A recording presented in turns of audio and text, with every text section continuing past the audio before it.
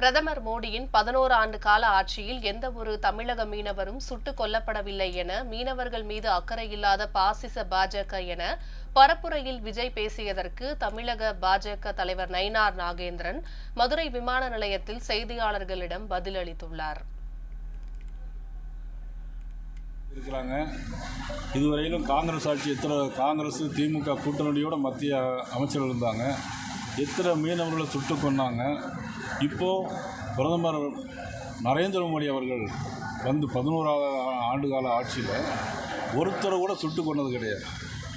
இன்றைக்கி தூக்கு தண்டனை போன கைதியை கூட இன்றைக்கி மீட்டு கொண்டு வந்திருக்காங்க. இப்போவும் சிறையில் இருக்கக்கூடிய இலங்கையில் இருக்கக்கூடியவர்களுக்கு நாங்கள் எல்லாம் ஏற்பாடு பண்ணியிருக்கோம். வெகு விரைவில் அவர்களும் மீண்டு வருவார். தொடர்ந்து விஜய் வந்து 2026 திமுகவுக்கு இதுவரைக்கும் எந்த தேர்தலையுமே சந்திக்கலை. அன்புக்குரிய தம்பி விஜய் அவர்கள் இப்போ தான் வந்திருக்கிறாங்க.